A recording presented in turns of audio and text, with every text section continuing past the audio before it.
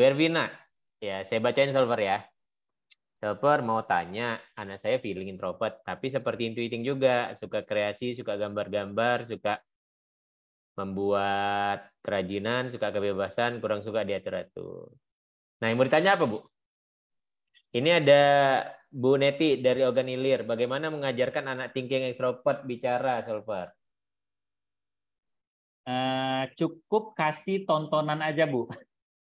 Habis itu Ibu main HP aja tiap hari, nggak apa-apa. Itu cara ngajarin anak thinking bicara. Kasih media tontonan. Ibu putarkan National Geographic. Ibu putarkan anak saya itu yang kayak yang intuitif tuh suka nonton apa itu sisi lain, sisi terang. Itu tentang wawasan-wawasan ilmu pengetahuan.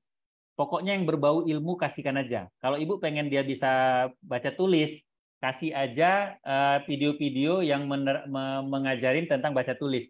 Nanti anaknya pandai nulis sendiri, pandai baca sendiri, tanpa ada guru. Jadi harus pakai media dia. Kalau ibu yang ngajarin, belum tentu sabar. Jadi kasih media aja. Itu paling cepat tuh buat anak thinking. Saya kemarin di Facebook ada yang buat status, anak thinkingnya didampingin belajar, diulang-ulangin. Malah nggak cepet. Begitu saya buat status, punya anak thinking, kasih aja data untuk dia belajar sendiri. Contoh media, media YouTube atau segala macam. Nah, ibu ini praktekin, dicarinya video-video tentang pembelajaran ABCD, abjad, berhitung. Udah ditontonkan aja tiap hari sama anaknya. Dan anaknya bisa sendiri. Sesederhana itu kalau anak thinking. Nanti lengkapnya kita bahas minggu depan nih. Selamat malam, Selamat Salver. malam. Siap. Iya, jadi saya juga penasaran anak feeling yang keintuitingan gitu, Salver. Saya juga jadi bertanya ini apakah betul feeling atau sebetulnya dia juga intuiting gitu. Jadi gitu, Salver. Iya, terima kasih banyak sih. Gitu aja, Salver. Siap. Bu Ervina feeling. Sederhananya gini Bu, kalau dia feeling, pegang aja pahanya. Badannya lebih hangat biasanya dibanding orang yang intuiting.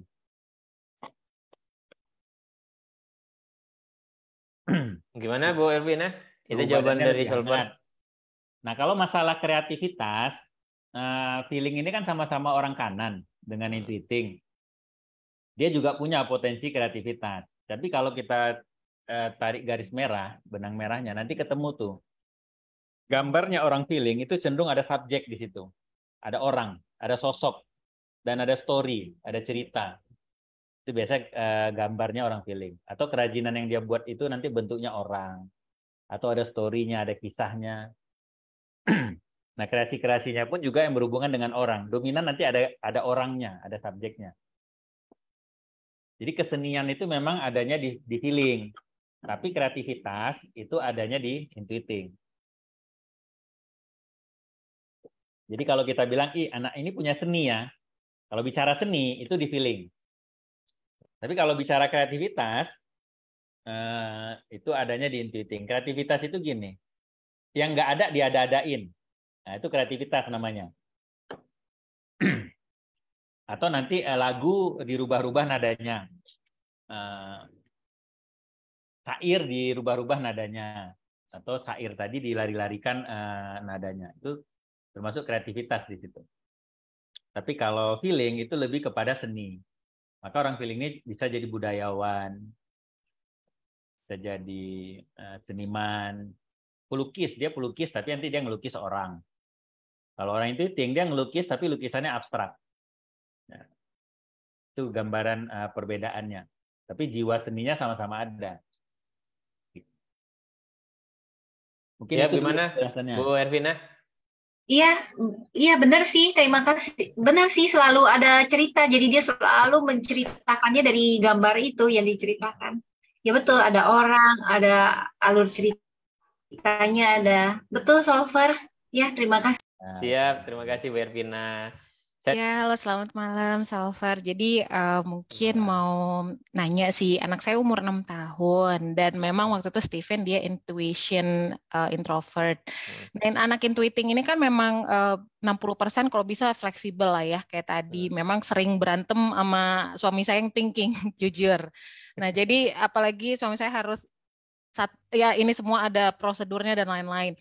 Nah, jujur kita juga khawatir soal kemandirian sih, Salver. Gimana sih caranya supaya di tengah kefleksibilitas itu dia tetap mandiri gitu. Karena di sekolah juga guru pernah raise juga sih kalau dia kurang mandiri. Jadi gimana cara masuknya aja sih ke imajinasinya supaya ya dia bisa mandiri gitu. Mandiri yang dimaksud gimana, Bu?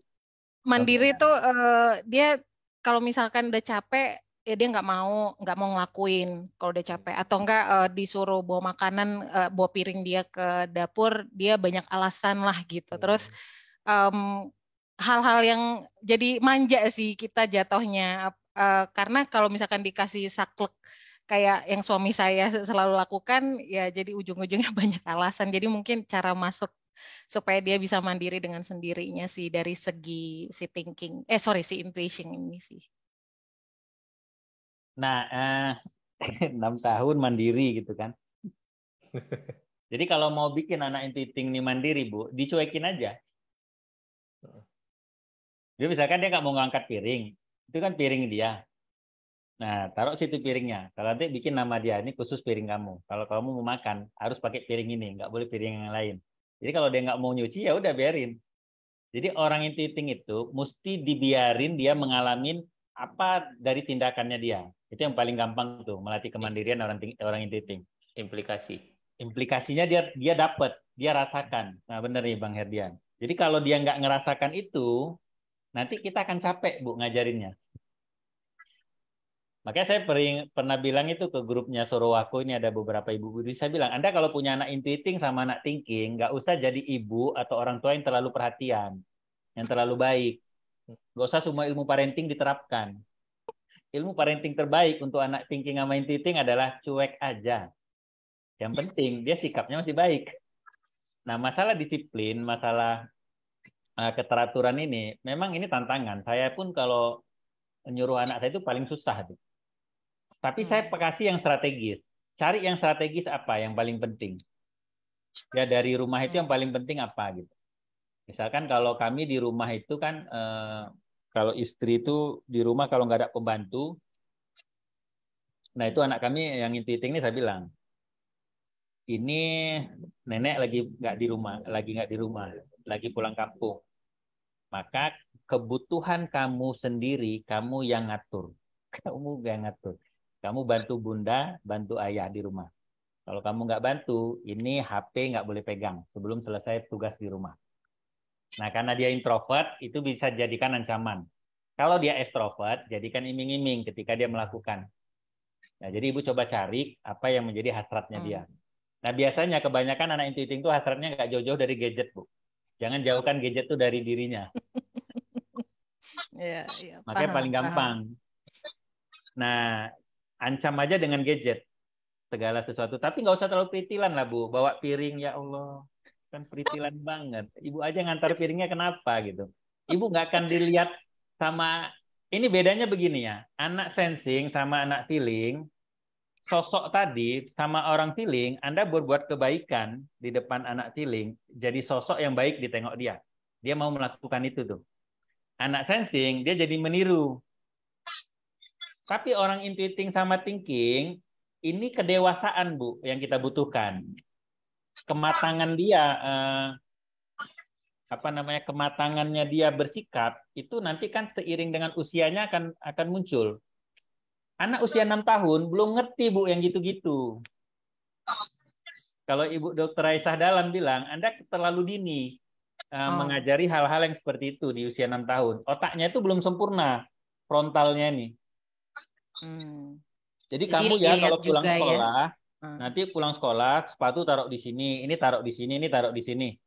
Itu tuh belum ngerti. Dampak dari itu tuh kenapa harus begitu tuh belum ngerti. Itu nanti. Kalau mau mudahnya, itu jadikan kebiasaan dulu, bukan keharusan, tapi kebiasaan. Setelah dia akil balik, begitu dia nggak lakukan, baru pukul. Kau udah berapa kali dikasih tahu. Nah, itu baru boleh tuh. Setelah akil balik. Berarti akil balik itu usianya 14 tahun. Saya pakai konsep dalil agama aja. Ajari anakmu sholat ketika dia 7 tahun. Pukul dia ketika dia akil balik tidak mau sholat. Di dalam sholat itu ada yang namanya kedisiplinan waktu, ketertiban aturan, on time, hafalan, tertib, aturan, semuanya kan ada di situ. Jadi secara tersirat Allah tuh ngasih tahu kalau Anda mau ngajarin aturan, disiplin, tertib, hafalan, ajarinlah mulai 7 tahun. Ini namanya ngajarin dulu nih. Setelah akil balik, dia nggak bisa juga diatur, baru pukul. Baru kita boleh marah. Kan itu perintahnya gitu. Nah, kenapa kita stres? Karena kita nggak ikut perintah ini. Kan 7 tahun sampai 14 tahun, ini bikin seperti di penjara. Jadi semuanya serba aturan boleh, tapi nggak usah marah kalau belum dikerjakan. Karena ini masih proses sosialisasi. Sosialisasi disiplin, sosialisasi aturan. Tapi kasih tahu manfaatnya. Karena dia intuiting, kasih tahu implikasinya. Kamu kalau nggak ikut bantu Bunda di rumah, nanti Bunda capek. Kalau Bunda capek, siapa yang mau masak? Nah, itu namanya implikasi. Jadi Dafa bagian ngepel rumah, Aldi bagian cuci piring. Besok rocker gantian. Aldi yang nyapu-nyapu rumah, ngepel-ngepel rumah, Dafa yang cuci piring. Itu kita bisa kok, Bu, pelan-pelan. Nah, saya umur kelas 2 SD sama kelas 4 SD. Intuiting 1, feeling 1. Tapi kita ceritanya begitu. Jangan langsung, apakah langsung mereka mau nyuci piring? Enggak, Bu. 1 tahun lebih, Bu, itu prosesnya. 1 tahun lebih. Nah, tapi begitu dia nggak mau, ya kita kerjain tetap. Lihatlah Nina, capek kali lah Bunda. Kita cara nyindirnya gitu. Kalau orang kanan kan enak, disindir-sindir kayak gitu. Kalau orang kanan masuk ke empatinya. Capek lah Bunda, nggak ada yang bantuin. Nah, itu biasanya orang kanan dua-dua kena itu, kena sindir. Mana Bun, biar kami yang ngerjain. Nah, ketika anak ini tadi ngerjain, kita orang tua jangan mau langsung perfeksionis, sempurna hasilnya. Biasanya itu jadi masalah juga. Yang penting dia ngerjain dulu. Berarti dia tahu harus ngerjain itu. Apalagi masih 6 tahun nih, Bu. Gak usah lah. Nantilah 7 tahun, 8 tahun aja. 8 tahun lah kalau bisa. Anak laki-laki ya. Ini Dokter Aisyah Dahlan pun bilangnya gitu. Nah, kalau mau mengajarkan aturan, disiplin tuh bagusnya di 8 tahun ke atas. Karena frontalnya udah sempurna. Bagian yang bisa otak yang bisa memahami aturan itu namanya otak frontal bagian depan. Dan ini sempurna ketika 7 tahun ke atas. Makanya Allah bilang ajarin anakmu setelah 7 tahun. Karena itu ternyata alasannya. Jadi kalau masih di bawah 6 tahun, nggak usah lah. Main. Di bawah 6 tahun yang dibutuhkan bagian limbik. Limbik itu apa? Sensing sama feeling. Feeling itu apa? Kasih sayang, bonding, senyuman, empati, berteman, bersosialisasi. Sensing ini apa? Main, gerak, main pasir, main air, main hujan, main tanah. Itu semuanya di situ. Jadi 0 sampai 7 tahun fokuslah kebutuhan sensing, otak sensing sama otak feeling. Setelah 7 tahun baru Anda masuk kepada aturan. Ini konsepnya kita begitu, Bu. Dan saya lihat Aisyah Dahlan pun sama, sepakat. Mungkin menjawab, Bu, ya? Ya. Thank you, Sofer. Kalau saya mau tanya, Silakan. Mana nih Coach Serbian? Ya, silakan, Bu. Langsung aja. iya, jadi saya kan sensing introvert. Nah, ini nanti kan mau pembagian rapot, dia masih TK, TKA, ini mau masuk TKB. Jadi di TKB itu kan ada, di sekolahnya itu kebetulan ada kelas plus. Nah, di situ ada pilihan 3 pengajar. Jadi salah satunya itu dia yang memang gurunya itu tegas gitu. Nah, itu kalau misalnya anak sensing introvert tuh bagusnya kita masukin yang gurunya yang memang tegas disiplin atau yang biasa aja gitu. Gurunya yang disiplin tapi dia sambil main. Oh gitu. Dia bagusnya dia kalau cara ngajarin dia gitu, kalau yang lembut nanti dia nggak ini ya. Karena yang satu tuh memang ini dia memang saya lihat yang anak didik dia itu emang kayak disiplin, makan tuh teratur, rapi gitu-gitu. Nah, yang satu lagi ini dia lebih kayak ngikutin, lebih lembut lah gitu sama anak-anak. Nah, bagusnya itu sensingnya itu sensing introvert tuh kemana ya arahnya? Ibu tinggal di mana nih? di Perjuangan, Setiabudi. Di Medan ya, Setiabudi. Ya. Biar kebayang nih pola asuhnya untuk anak sensing. Mm-mm. Kebayang nggak sekolah metodis, sekolah orang Cina? Iya. Kayak gitu tuh polanya yang paling bagus. Kalau anak sensing, berarti Ya, yang sensing dan memang thinking. yang tegas lah ya, yang Yang aturannya. tegas, disiplin, yang berulang-ulang. Kalau sensing berulang-ulang, kasih contoh. Itu kan cara belajarnya gitu. Berarti bagusnya saya pilih emang gurunya yang tegas berarti ya, yang bisa yang tegas. buat aturan ini ya. Ya, jangan yang feeling gurunya. Nanti jadi lembek dia. Kan feeling mendukung sensing. Akhirnya anak ini nggak terlalu punya power gurunya. Oh gitu. Yang tegas disiplin itu lebih pas. Oh berarti nggak. Oh gitu ya. Berarti udah tepat lah saya harus pilih yang itu ya. Ya karena kemarin saya mikirnya karena masih TK dia tertekan nggak gitu kalau misalnya nanti saya pilih guru yang disiplin gitu. Nggak kepala tertekan karena dia pas sesuai dengan mesin otaknya. Cuma karena dia masih dan dia juga sensing. Jangan gini, begitu nampak anak ini agak bosan, barengin sambil main. Karena kalau dia udah mulai bosan, dia butuh menggerakkan ototnya lagi orang sensing ini. Jadi begitu nampak dia mulai bosan, jenuh, udah kamu lari-lari dulu sana main-main. Nanti udah 10 menit, 5 menit dia main, panggil lagi. Itu bisa. Oh gitu. Oke. Makasih, Solver. Oke. Maaf, Solver, boleh tanya lagi kalau misalnya pendekatan tuh anak sensing tuh gimana ya? Tadi kan saya terlambat tuh, saya ngikuti yang feeling sama intuiting. Memang kita bahasnya feeling intuiting, Bu. Sensing nanti minggu depan. Oh, oke. Oke. Ibu apa hasil tesnya?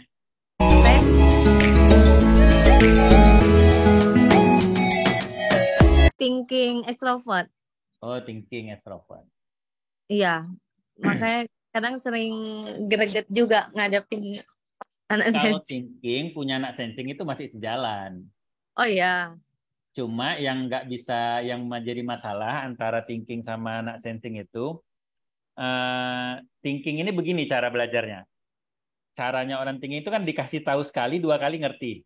Sensing belum tentu ngerti. Nah, orang thinking di situ stresnya. Iya, jadi saya ngajarin dia ini apa kok diulang lagi. Jadi dia kadang suka membalikkan kata-kata saya jadinya. Jadi ngajarinnya itu mesti dicontohkan secara detail banget. Oh gitu. Detail banget, nggak bisa berharap dia mandiri gitu, paham sendiri itu nggak bisa. Ini kasih contoh ya, ini pengalaman ini hampir terjadi di semua anak sensing. Anak sensingnya disuruh beli sabun. Nah, kamu beli sabun di toko sebelah. Nggak mau anaknya, nggak bisa. Padahal sesimpel itu beli sabun. Iya. Nah, kenapa? Karena belum pernah diajarin, belum pernah dicontohkan. Jadi dicontohkan dulu. Nah, kita mau beli sabun, caranya begini, yuk kita jalan ke toko sebelah. Sampai di toko sebelah, Bu, ada sabun Lifebuoy. Oh, ada. Nina kasih duitnya, harga sabunnya sekian, duitnya sekian, baliknya sekian. Nah, pulanglah kita. Seminggu kemudian sabunnya habis, baru bisa suruh anak sensing tadi. Oh gitu. Nah, kamu beli sabun ya. Dia nggak mau, berarti dia nggak hafal. Ulangin lagi. Cara ngajar Ikro juga seperti itu ya, Sobat. Karena kan dia kayak dia ini posisinya udah Ikro 3, tapi kadang kalau ngaji sama saya huruf-hurufnya itu masih ada yang lupa. Jadi saya kayak ngajarnya nggak sabar juga. Masa udah Ikro ini ulangin lupa lagi. Saya balikin lagi. Oh gitu. Ulangin lagi sampai dia ingat.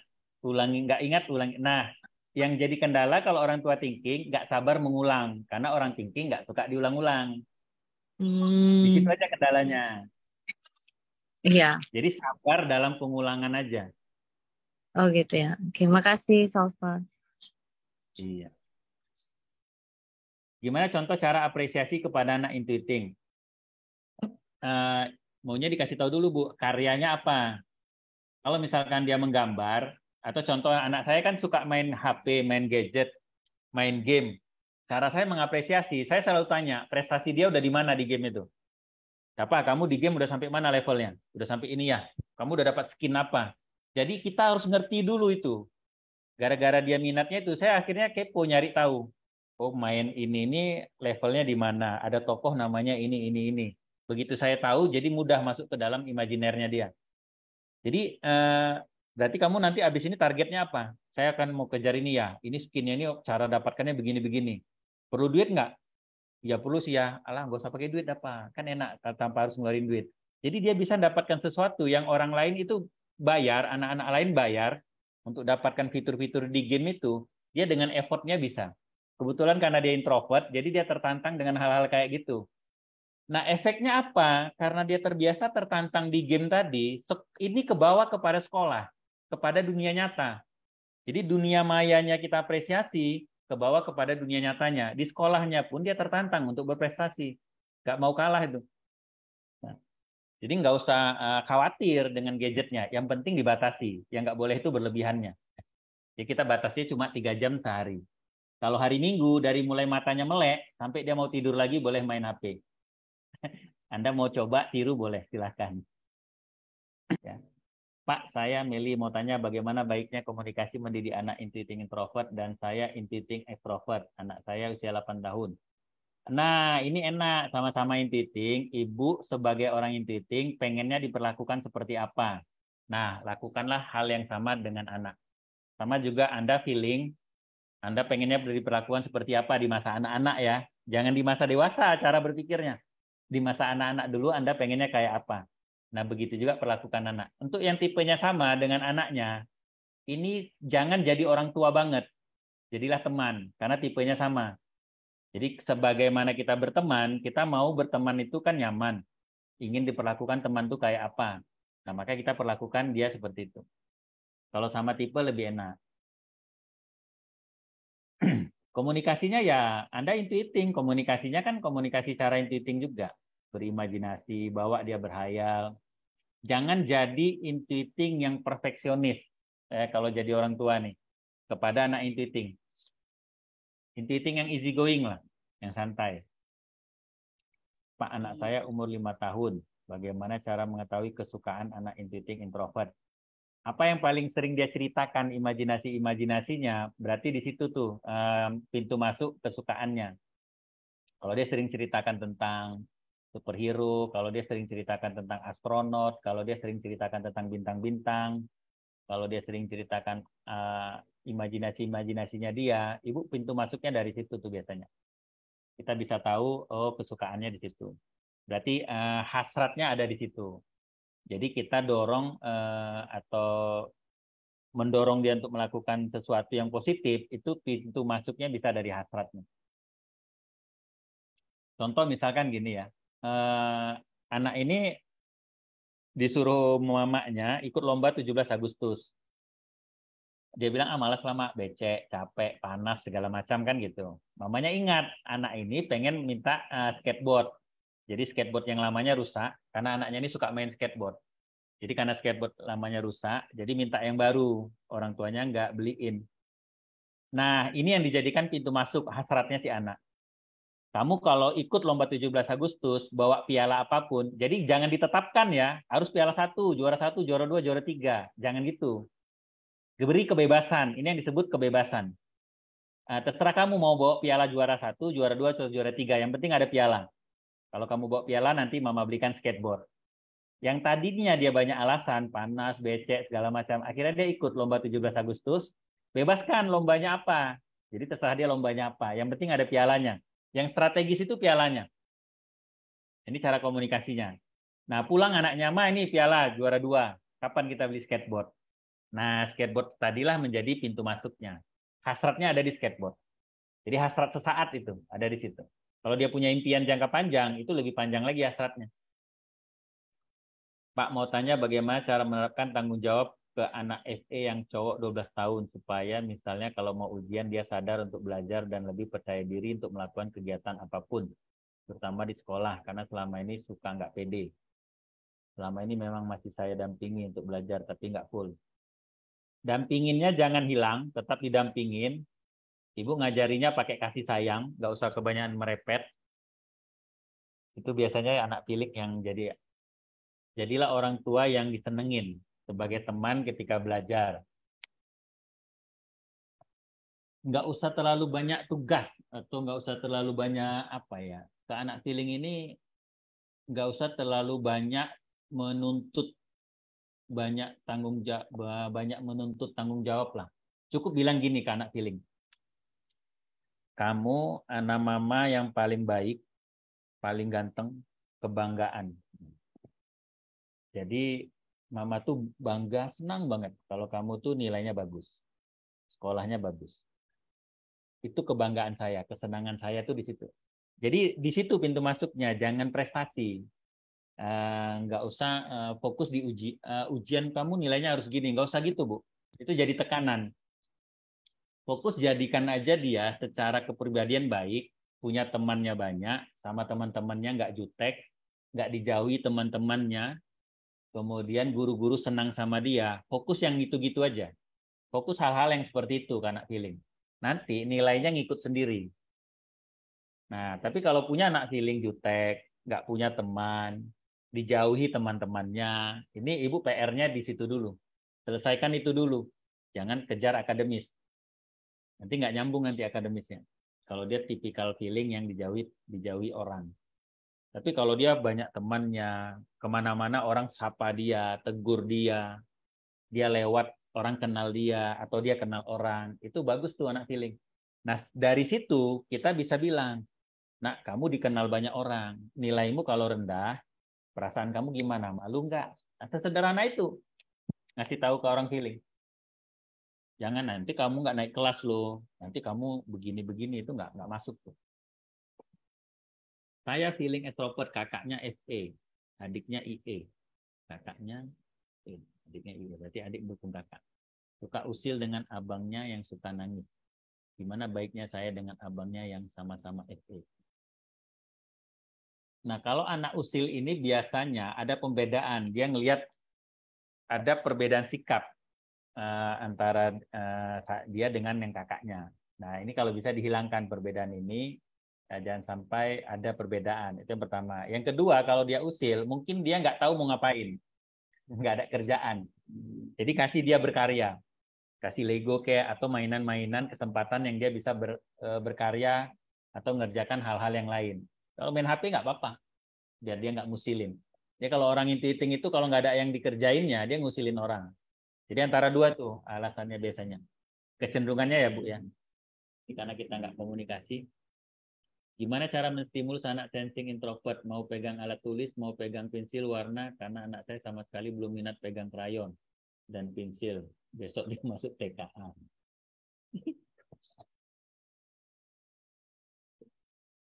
Nah, dipegangkan dulu.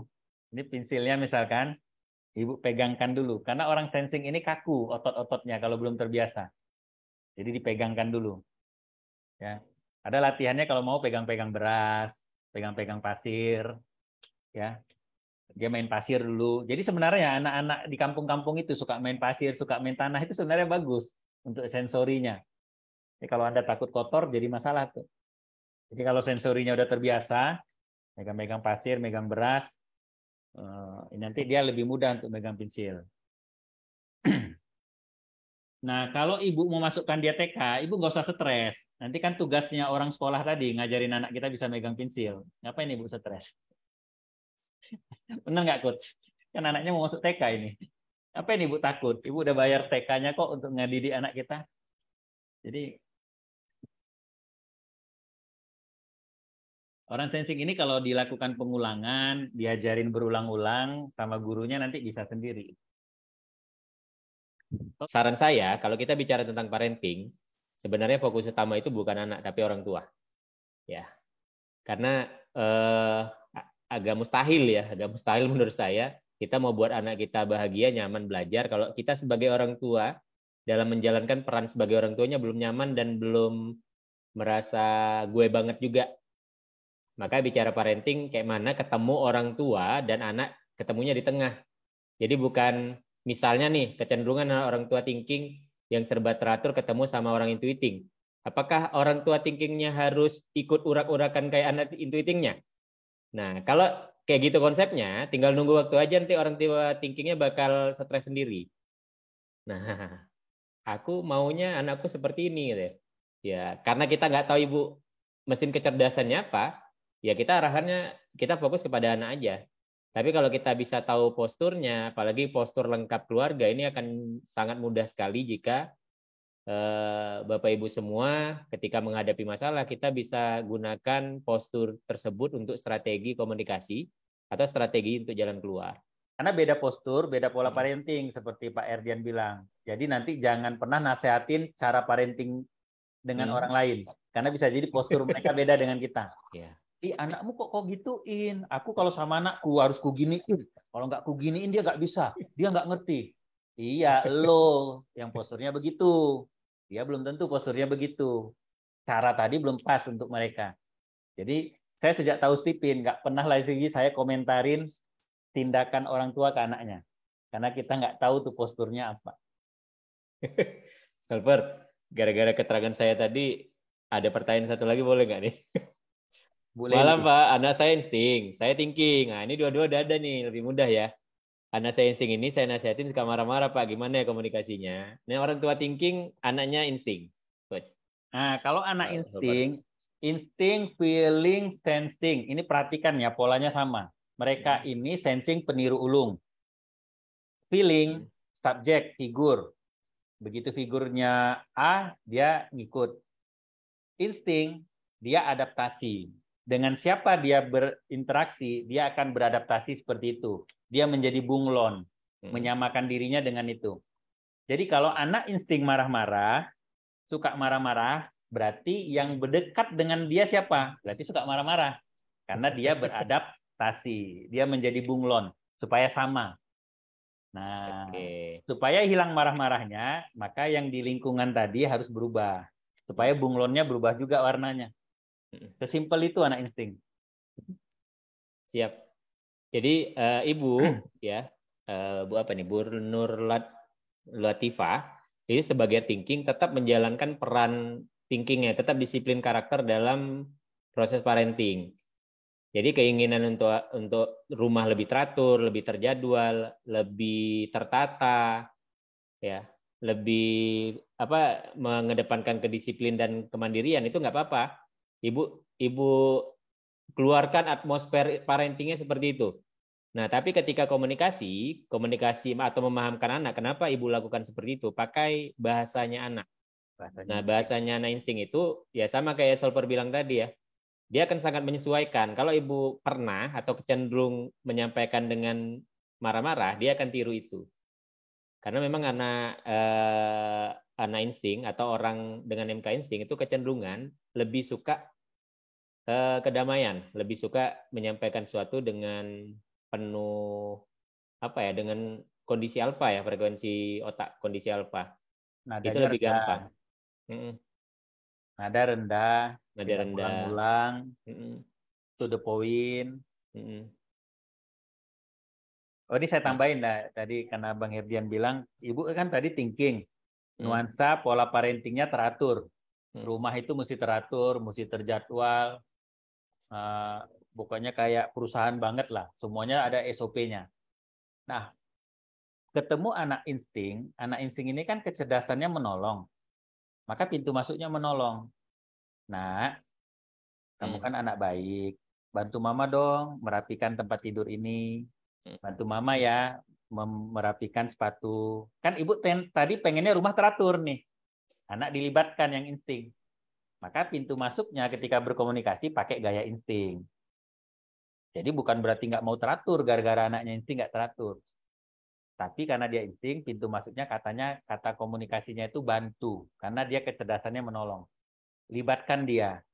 Jadi, ibu membersihkan sepatu, merapikan sepatu misalkan, merapikan rumah, ajak anak insting. Sinilah nak, bantu mama yuk. Nah, begitu caranya ngajaknya. Jangan disuruh. Nggak masuk tuh. Karena ibu thinking kan modelnya nyuruh-nyuruh aja kan. Ayo kamu ngerjain ini, kamu ngerjain ini, kamu ngerjain ini. Nggak bisa tuh kalau orang insting. Kita kerjain, ajak dia. Jadi dia dalam kondisi dilibatkan, bukan disuruh. dalam kondisi dilibatkan, diminta perannya. Yuk bantu mama yuk. Itu komunikasinya, Bu.